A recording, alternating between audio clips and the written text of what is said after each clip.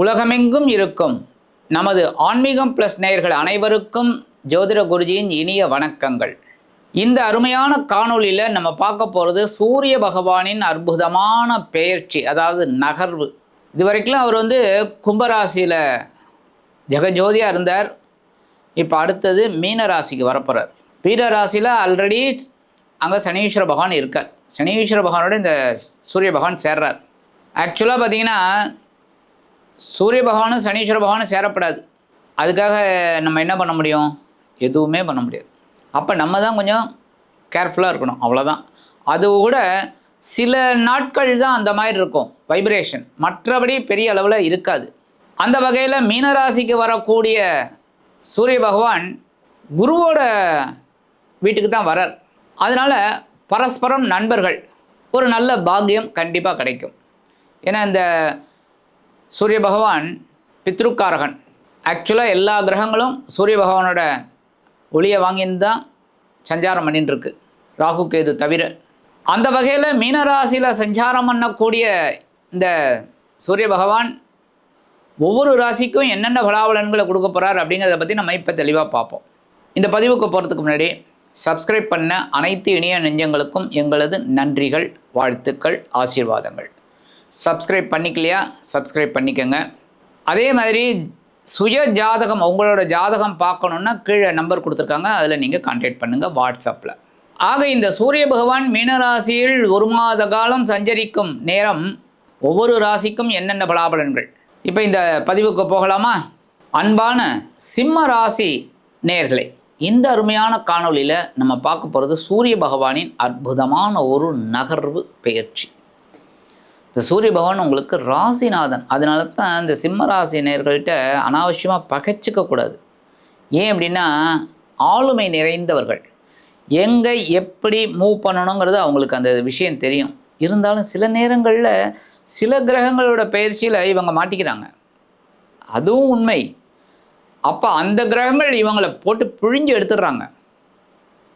இப்போ பார்த்தீங்கன்னா நம்ம இந்த பதிவில் பார்க்க போகிறது சூரிய பகவானோட பயிற்சி. சூரிய பகவான் உங்களுக்கு ராசிநாதன். இது வரைக்கும் எங்கே இருந்தார்? களத்திரஸ்தானம். இந்த களத்திர பாவம் அப்படிங்கிற 7ஆம் பாவத்தில் இருந்துக்கிட்டு உங்கள் ஜென்மராசியை பார்த்தார். உங்களுக்கு உடல் ஆரோக்கியமும் கொஞ்சம் அப்படியே ஒரு மைனஸில் போய் ப்ளஸில் மைனஸில் போய் அப்படியே கொஞ்சம் மருத்துவ செலவுகளும் இருந்தது. சில பேர் ஒரு ஹாஸ்பிட்டலைஸ்டுன்னு சொல்லலாம், அந்த மாதிரிலாம் போயிட்டு வந்தீங்க. அதுமாரி நண்பர்கள் விஷயத்தில் கொஞ்சம் டென்ஷன் ஆச்சு. என்னதான் ரொம்ப பழகினவங்க கூட உங்களை புரிஞ்சிக்கல. அதுமாரி தொழில் வியாபாரம் அப்படின்னா பங்குதாரர்கள்லாம் ரொம்ப டென்ஷன் பண்ணாங்க. அவங்கள நீங்கள் மீட் அவுட் பண்ணி அவங்கள மேனேஜ் பண்ணுறதே பெரிய விஷயமா இருந்தது. அந்த வகையில் இந்த களத்திர பாவத்தை விட்டு விலகி இப்போ எங்கே வரப்போகிறான்னு பார்த்தீங்கன்னா அஷ்டம ராசிக்கு வரார் சூரிய பகவான். ஏற்கனவே அங்கே சனீஸ்வர பகவான் அஷ்டம ராசியில் அஷ்டமத்து சனியாக அற்புதமாக இருக்கார். அஷ்டமத்து சனியாக வந்ததுலேருந்தே உங்களுக்கு சில பாடங்களை எடுக்க ஆரம்பிச்சிட்டார். உடல் ஆரோக்கியம், பேசுகிற வார்த்தைகள், என்ன பேசுகிற வார்த்தைகளே அடுத்தவங்களை அப்படியே மட்டப்படுத்தி பேசுகிற மாதிரி. ஏன்னா அப்போ தானே பிரச்சனை வரும். இப்போ எப்போவுமே ரோட்டில் ஒருத்தன் போயின்னு இருக்கான்னு வச்சுக்கோங்க, அவங்ககிட்ட எப்படி நீங்கள் வம்புக்கு இழுக்க முடியும்? சண்டை எப்படி இது பண்ண முடியும்? அவன் ஒன்றும் இல்லை, அவனை போய் டேய் நாயே போடா வாடா அப்படின்னு பேசிட்டிங்கன்னா முடிஞ்சு போச்சு. அவன் ஆட்டோமேட்டிக்காக நம்மகிட்ட சண்டைக்கு வந்துடுவான். அதுமாரி வாய் பேச்சே உங்களுக்கு பெரிய மைனஸ் பாயிண்ட்டாக அமைஞ்சு போயிடுது. அதுதான் கவனமாக இருக்கணும். அந்த வகையில் இந்த சூரிய பகவான் இப்போ எங்கே வர்றாருன்னா அஷ்டம ராசி 8ஆம் பாவம். மறைவு ஸ்தானம் அப்படின்னாலும் கெட்டவன் கெட்டிடில் கிட்டிடும் ராஜயோகம், அதெல்லாம் ஓகே விதி. ஆனால் உடல் ஆரோக்கியத்தில் கவனமாக இருக்கணும். ஏன்னா எதிர்பாராமல் எதுவானாலும் நடக்கலாம். அப்போ கவனமாக இருக்கிறது நல்லது. அடுத்தபடியாக பேசுகிற வார்த்தைகள் சொன்னேன். வாகன பயணங்கள், முக்கியமாக வாகன பயணங்கள் தான் ரொம்ப ரொம்ப முக்கியம். வண்டி ஓட்டும்போது கவனமாக போயிட்டு கவனமாக வரணும். கவனத்தை சிதற விடக்கூடாது. அதுமாதிரி உத்தியோகத்தில் இருக்கிறவங்க கவனமாக உத்தியோகத்தை கரெக்டாக பண்ணணும். உங்களோட டிபார்ட்மெண்ட் என்ன, அந்த டிபார்ட்மெண்ட்டுக்கு உண்டான வேலைகளை நீங்கள் கரெக்டாக பண்ணுங்கள். அடுத்தவங்க வேலையை பற்றி நீங்கள் கவலையே படாதீங்க. இப்போ நீங்கள் மார்க்கெட்டிங் அப்படின்னா நீங்கள் மார்க்கெட்டிங்லேயே கரெக்ட் பண்ணுங்கள். நீங்கள் மற்றபடி மற்ற டிபார்ட்மெண்ட்டை பற்றி நீங்கள் கவலையே படாதீங்க. அதேமாரி சக நண்பர்கள் அவங்க விஷயத்தில் ரொம்ப கவனமாக இருங்க. சக நண்பர்கள் விஷயத்தில் ரொம்ப ரொம்ப கவனமாக இருங்க. அவங்களோட இந்த ஃபேமிலி மேட்டர்ஸில் தலையிடாதீங்க. ஏன்னா அதுதான் பிரச்சனையில் கொண்டு விடும்.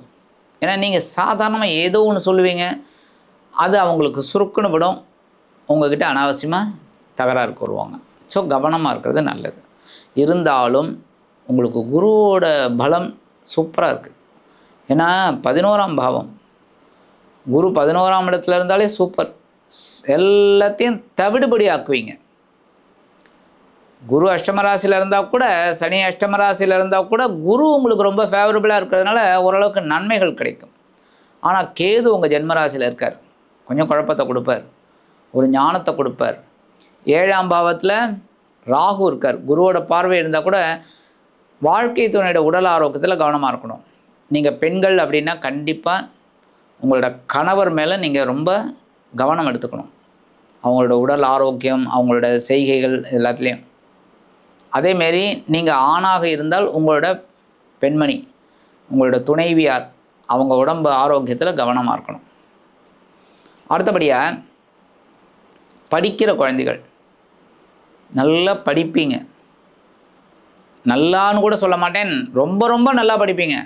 ஏன்னா குரு உங்களுக்கு அற்புதமாக இருக்கிறதுனால நல்லா படிப்பீங்க. ஆனால் இந்த சனி பகவானும் சூரிய பகவானும் அஷ்டமராசியில் இருக்கிறனால படிப்பில் ஒரு தடை வரும். எப்படின்னா, இன்றைக்கி நீங்கள் புக் எடுப்பீங்க படிக்கலான்னு, சரி வேண்டாம் இன்றைக்கி வேணாம் நாளைக்கு பார்க்கலாம் அப்படின்னு உங்களுக்கே மூட் அவுட் ஆகும், அப்படியே மூடு ஸ்பாயில் ஆகிடும். அப்போ நீங்கள் நாளைக்குன்னு ஒத்தி வைக்கிறது தான் பிரச்சனை ஆகும். அதனால் ஏதாவது இன்றைக்கி நம்ம செய்யணும்னு நினச்சா இன்றைக்கே செஞ்சிடணும். ஏன், நாளைக்கு செய்யணும்னு நினைக்கிறது கூட இன்றைக்கே நம்ம செய்யணும்.